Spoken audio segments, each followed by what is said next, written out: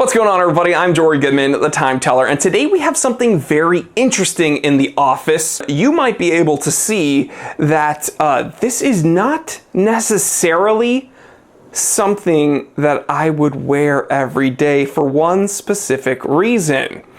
That's right, skeletonization. Skeleton watches, they're not my go-to. However, there are some that are incredibly nice to look at, and this is definitely, I mean, look at that blue. How can you not be captivated by that? This is definitely a more tasteful one in my opinion. Now I'm gonna try to show this in real time. Focus at the 6 o'clock here. I'm gonna give it some juice. What is that down at the 6 o'clock? What could it possibly be? Oh God, what is it? We're gonna get some close-ups for you, but that is a Tourbillon. Oh, so fancy. It is 6:03 p.m. Let's get down to business. So at first glance, you are captivated by that blue hue. It's you know, I'm so bad with colors. I know it's blue, but I don't know really, what would we call that? Anthony, editor, Anthony, what color is that? Can you type it on screen? Now show a picture of that color as reference. Okay, I trust Anthony, whatever, he's smarter than me. Anyway, very nice kind of almost brushed grains when we get really close to that skeleton frame. It looks so cool. And again, it's kind of hard to say that this is a dial. It's more like a frame or a cage that kind of holds the components in place. So that's the first thing you notice is the skeletonized blue hue. It's very, very nice. And yeah, this is from Agelosur. So we've reviewed a few Agelosur watches. This one is the Agelosur Flying Tourbillon, and we have a ceramic bezel, sapphire crystal. We do have a in-house, let me see what the caliber is called. 2,000 years later. Oh God, put it on screen, Anthony.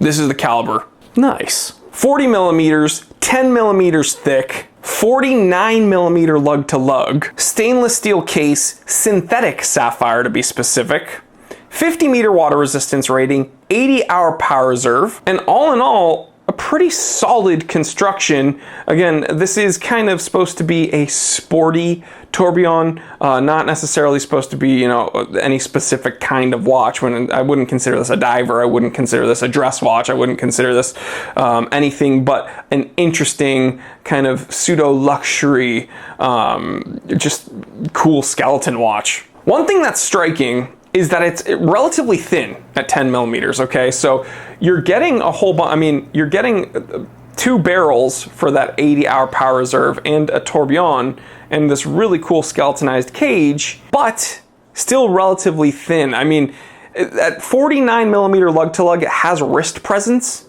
but it's not overwhelming unless you have more slender wrists. We're gonna talk about that in a moment.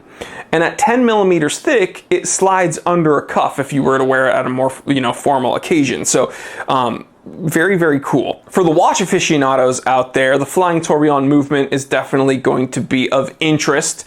It's definitely a feat of watchmaking for this price range. Again, this is coming in like around the $1,000 mark. We're gonna put the specific price here if I can find it, but yeah, around $1,000 to get this movement with this power reserve and these specs. Not bad. The synthetic sapphire ensures durability and clarity. The 50 meter water resistance rating means that for accidental splashes, this will be fine, although I would not ever go swimming in this at all. You don't have to treat this like a piece of paper, but you shouldn't really submerge this, in my opinion. Getting into some of the pros and cons, you know, the winding is nice, silky and smooth, and the skeletonized, you know, cage, I should say, skeletonized dial, it's really cool because when you do wind it, you can see the barrels rotate. I really do like that blue hue. That's another pro, is the tone of this watch. Very, very appealing. I love the dimensions, as we mentioned earlier, very, very thin. And overall, you know, the presentation is very, very nice. Everything is brushed where it's supposed to be. Everything's polished where it's supposed to be. I don't see any obvious tool marks. All the screw heads are nice, prim, and proper. So overall, the construction and design, very appealing, especially if you're into this kind of, you know, skeletonized luxury tourbillon look. Now to the cons, okay? 49 millimeters, it's not overwhelming, especially for a bigger dude with just over 7.5-inch wrists, but if you have more slender wrists, this would not be a watch for you because 49 millimeters will kind of hang over your wrist profile. That's kind of the only thing I can say like bad about this watch. Personally, I don't like these silicone straps because they give me heat rashes. I get contact rashes from them. So that's just a personal thing. I complain about it all the time with various dive watches and various G-Shocks with the resin straps.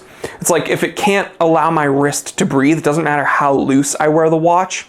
The parts of the strap that come in contact with my wrist give me like contact dermatitis. So I just don't like these kinds of straps, but you do have quick release spring bars. So I suppose you could put this on something else if you so choose. The next thing to consider, I don't know if this is a pro or a con, but you know, this is relatively affordable for a watch with these kinds of specs in this presentation, right? But being around the $1,000 mark, it might be a bit too expensive for someone who's truly looking in the very entry level space. So you might get some sticker shock if you're looking for anything under $1,000, I guess, technically, right? But in conclusion, if you are someone who's looking for a luxurious, unique in design skeleton watch with a really captivating tone and interesting complication, then for sure, this Agelloser Flying Tourbillon could be the watch for you, especially because it's coming in, you know, $1,000 is not inexpensive by any means, but for a Swiss watch with these specs and this movement, you're looking in the tens of thousands of dollars. So I guess everything's relative, guy. But I just said guy. I meant guys. Everything's relative, guy. All right? All right, bro. All right, kid.